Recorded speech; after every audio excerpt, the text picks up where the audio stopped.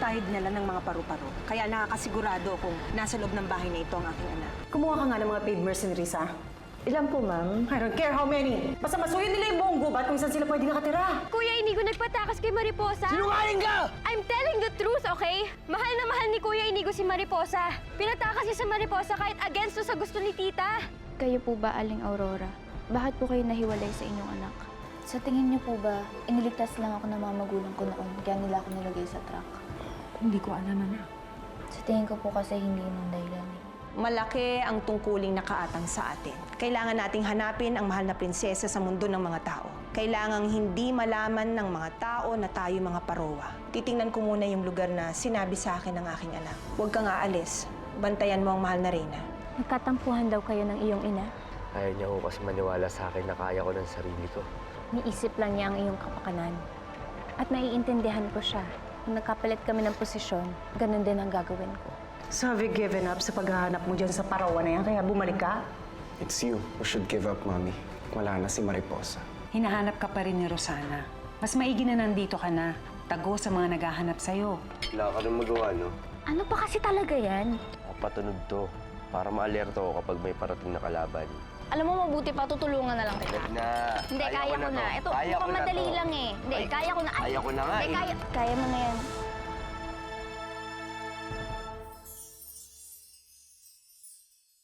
Nakita niyo ba ang mahal na reyna? Akala namin kasama mo siya.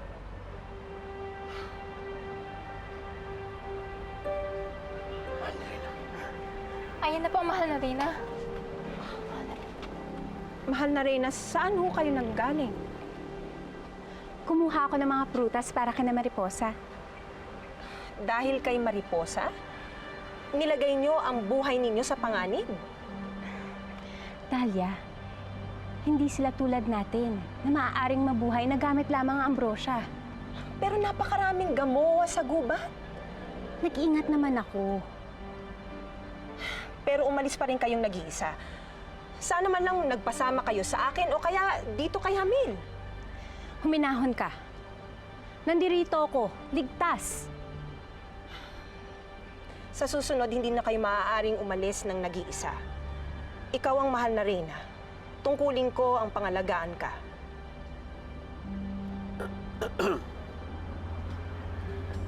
Mariposa? Kumuha ako ng mga prutas. Nandun sa loob. Tika, kumain tayo. Sige, salamat po ah. Mamaya na mo po pagdating ni Inay, tayo naman po yung magsalo-salo. O sige, halika na.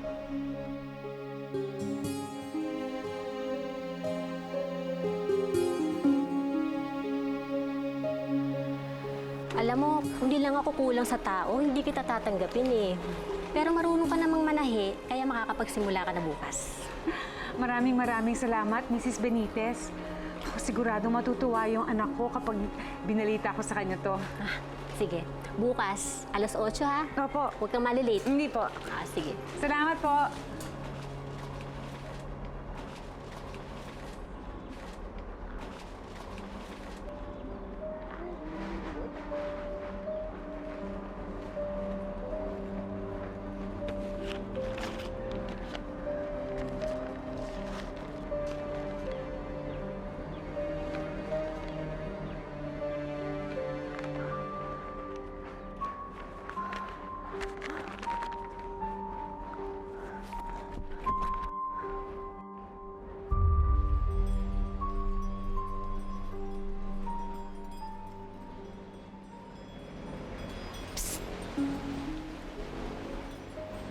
Bakit ba panay ang sunod mo sa akin? Gusto mo ako, no? Wow!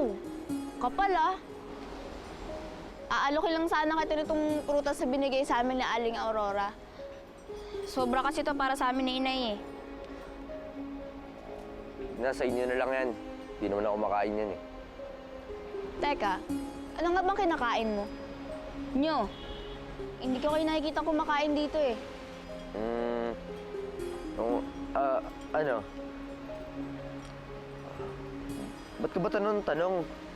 Di ka rin madaldal, no? Bakit ba kasi ang supla-suplado mo? Nakikipagkaibigan lang naman ako. Pinagbawalan ako ni Ina na makipagkaibigan sa'yo. Oh, bakit naman? Teka nga, sigurado ka bang may mahuli kang kalaban dyan sa ginagawa mo? Oo naman, magaling yata ako. Uy! Oo nga, ang galing mo nga. Lampa ka lang eh.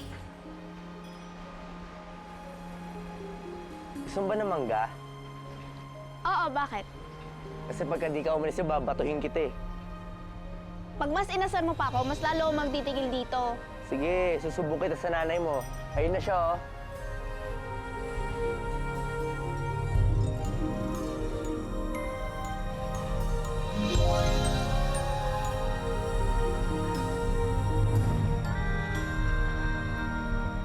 Mariposa!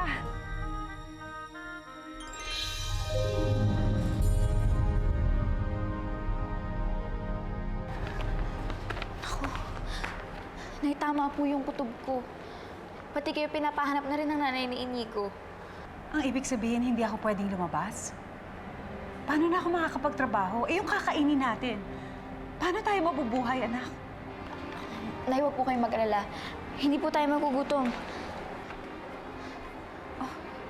Saan ang galing yan? Galing po kay Aling Aurora. Kinuha niya po sa gubat. At ang sabi niya sa akin, hindi po tayo pababayaan ng kalikasan. Pwede po tayo magtanim. At yun na lang po yung kakainin natin. Mabuti na lang. Sa kabila ng mga pagsubok na pinagdadaanan natin, pinagpapala pa rin tayo ng Diyos. Nay, ang mahalaga, magkasama pa rin tayo sa kabila ng lahat, di ba? Mahal na Reyna, humingi ako ng patawad sa inyo. Tila nagiging mahigpit ako sa pangangalaga ko sa inyo. Naiintindihan kita, Dahlia. Alam kong hindi lang ang kapakanan ko ang iniisip mo, kung hindi sa lahat ng mga parowa. Maraming salamat po, mahal na Reyna. Siguro ngayon ay nauunawaan niyo na kung bakit dapat niyo nang iwasan si Mariposa. Mabubuti silang tao, Dahlia. Iyan lamang ang pinapakita nila sa atin at sa inyo pagkat akala nila tao tayo. Papaano kung malaman nilang mga parowa tayo? Tandaan ninyo, mahal na Reyna, ang mga tao ang sumira sa mundo nating mga parowa. Nawala ang mahal na prinsesa ng dahil sa kanila. Sana naman wag yang mawawala sa inyong isipan.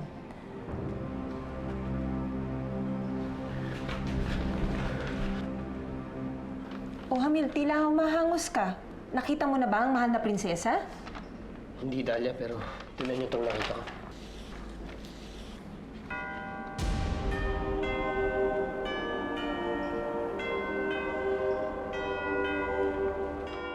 Maniwala po kayo sa akin. Hindi po talaga kami masasamang tao ni Inay. Kung hindi kayo masamang tao, eh bakit kayo pinaghahanap? May pabuya raw makakita sa inyong dalawa. Ano ba talaga ang totoo, Amalia? Gusto niyo malaman ng totoo? Sasabihin ko.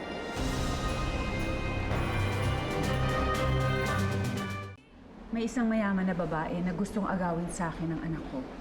Kaya niya magbayad kahit magkano, makuha lang niya si Mariposa. Eh bakit naman niya kukunin sa'yo ang anak mo? Dahil gusto niya po akong saktan. Sa akin niya po sinisisi yung kasalanan hindi ko namang ginawa. Totoo ang sinasabi ng anak ko. Pero kung ayaw niya kami paniwalaan, nasa sa inyo yun. Aalis na lang kami kung yun ang ikapapanatag ng loob niyo. Halikan, anak. Hindi, Amalia. Hindi kayo aalis. Hindi ko man kayo lubusang kakilala. Alam ko mabubuti kayong tao. Kaya dito na muna kayo. Hindi namin kayo pababayaan.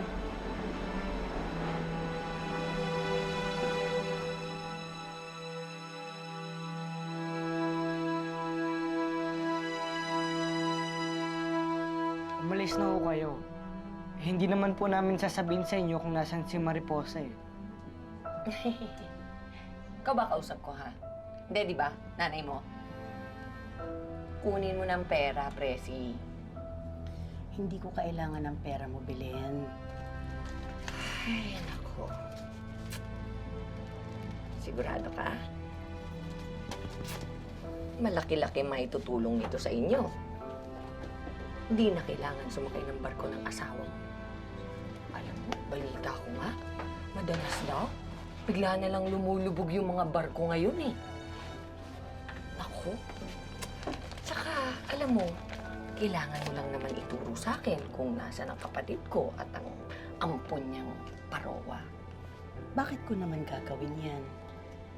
Eh kasi nag-aalala nga ako para sa kapatid ko. Wala akong tiwala sa mga parowang yon. Baka kung anong gawin nila kay Amalia, no? Plastic! Ano ka mo, ha? Wala po. Wala pala eh. Sige na, Presi, ito naman. Si Mariposa lang naman ang hinahanap nila, Rosana eh. Talaga. Tsaka isa pa, hindi naman natin kaano-ano yun, no? Hindi nga tao yun. Belen, hanggang ngayon ba hindi mo pa rin naiintindihan na ang buhay ni Amalia ay si Mariposa? At kung may mangyayari kay Mariposa, ikamamatay ng kapatid mo. Alam mo, hindi ka mayaman para tanggihan ng pera, no? Wala kang electric fan dito, ang init-init. Alam mo ikaw, Belen, para sabihin ko sa'yo, ang turing ko sa kapatid mo ay para kong tunay na kapatid. Hindi ako katulad mo. Nakadugo mo ang naturingan, pero kaya mong ipagkaanuno si Amalia? Bahala na nga kayo sa mga buhay nyo. Ayaw nyo pala ng pera, diwag. Nay, sana po sinabi na natin ang totoo kay Aling Aurora. Na ano? Kaya ka gustong kunin ni Rosana dahil parowa ka. Siguro naman po maintindihan niya tayo. Na matatanggap niya ako. Naging mabait na po siya sa atin, Nay. Ang inaalala ko lang po, na baka sa kabila ng lahat, nagagawa pa rin natin magtago ng sekreto sa kanya. Alam mo, Mariposa, alam ko naman na mabait na tao si Aurora.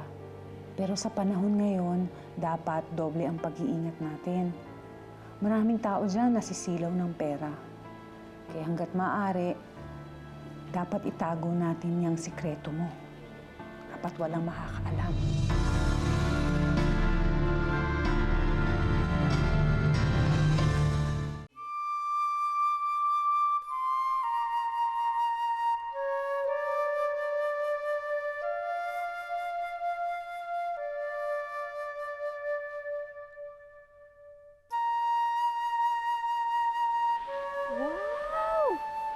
Galing mo naman. Nakakatugtog ka gamit ang mga dahon. Ano naman, pinapasaya ko lang yung puno para madali siyang mamulaklak at mamunga. Niloloko mo ba ako? Tiyo, ba't kita lulukuhin? Para rin naman sa'yo ito eh, kasi di ba gusto mo ng prutas?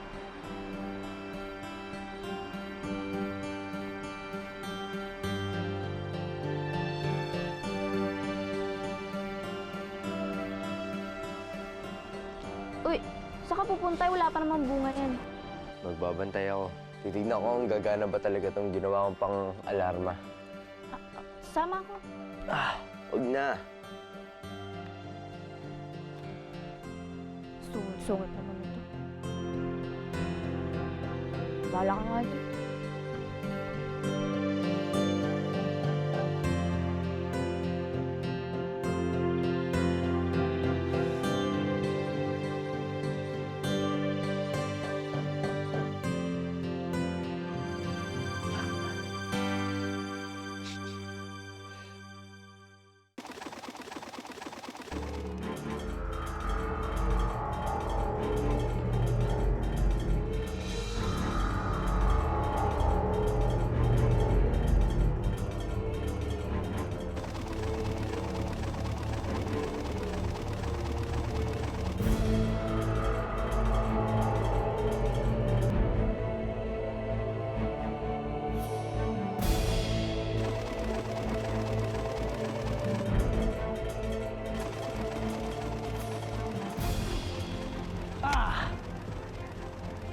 Huli ka!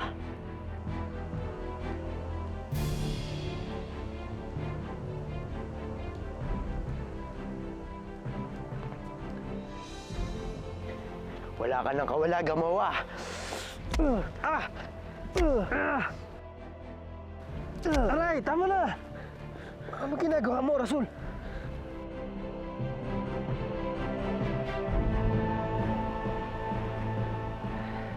Emil, ikaw pala yan. Patawarin mo ako. Akala ko si kalaban ka eh. Emil, nakikiusap ako. Huwag mo na ito sabihin kay Ina. Kasi pag nalaman niya, tsak na magagalit sa akin yun.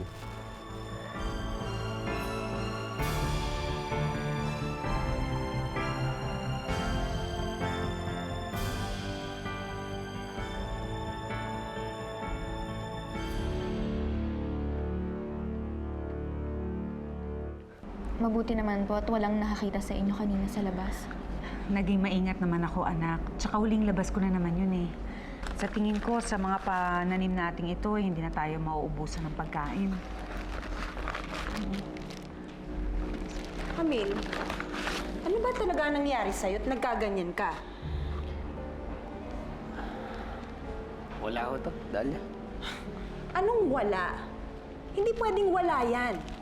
Sabihin mo sa akin kung naka-enkwentro ka ng masasamang tao dahil hindi buhay mo lang ang nakasalalay dito. Sino bang may gawa niyan? Aling Dahlia, Ano yun? hindi po masamang tao ang gumawa niyan kay Hamil. Eh, sino?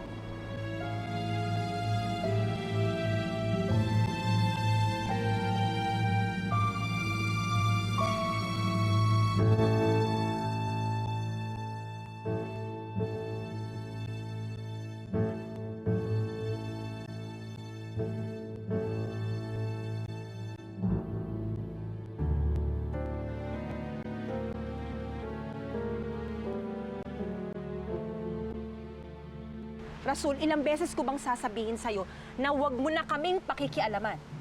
Tingnan mo tuloy ang nangyari. Nasaktan mo pati si Hamil. Hindi ko naman po sinasadya eh. Akala ko po kalaban siya. Alam mo, nagdadahilan ka pa eh. Wala ka namang mabuting maidudulot. Kung pinayagan niyo lang sana akong tumulong sa inyo, di sana hindi nangyari to. Anak, ilang beses ko bang sasabihin sa'yo na napakabata mo pa? Hindi na nga po, bata. Isa na akong ganap na parowa.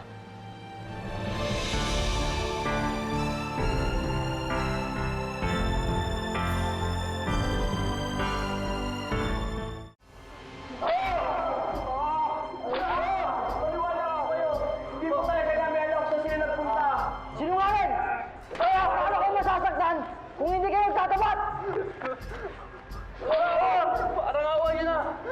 Tama na po!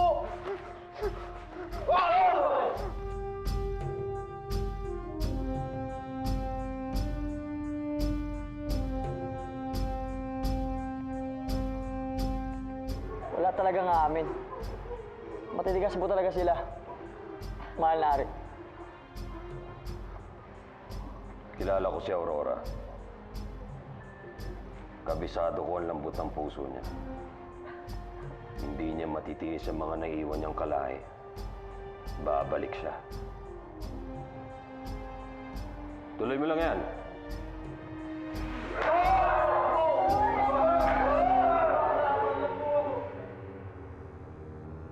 Isang ganap ka nang parowa. Pero kailan ka lang nagkaroon ng pakpak? Nilalagay mo lang ang sarili mo sa kapamakan pag pinayagang kitang umalis. Kapag ko nakatakda sa prinsesa, tungkulin ko na bantayan siya at alagaan. Wala pa sa mahal na reyna ang prinsesa, kaya wala pa yung mga tungkulin na yan. Pwede ba? Maawa ka sa sarili mo. Itigil mo na lahat yan. Makiusap, Ina. Pero kaya ko na po sarili ko. Hindi. Ang kaya mo lang gawin ay ipahamak yung sarili mo, pati na yung mga kasamahan natin. Kung gusto mo talagang makatulong, pumirmi ka dito sa bahay na ito.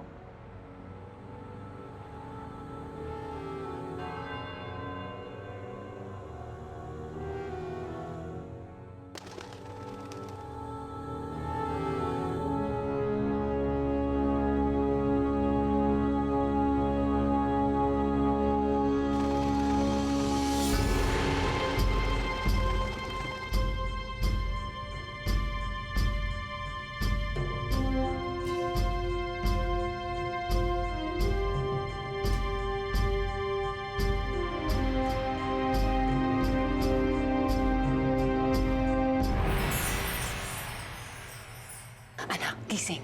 Bakit po? Aalis na tayo. Saan tayo pupunta, Nay? Gabing-gabi na.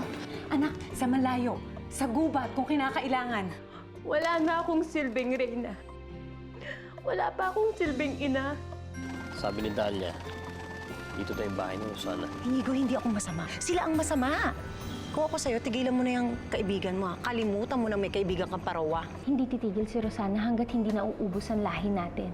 Mahal na rin, tila hindi kayo ang hinahanap ng Rosanang ito. Anong ibig mong sabihin? May anak itong si Rosana na may kaibigang parowa. Hindi mo kaya siya ang nawawalang prinsesa. Bakit dala mo yung gamit niyo? Aalis pa kayo?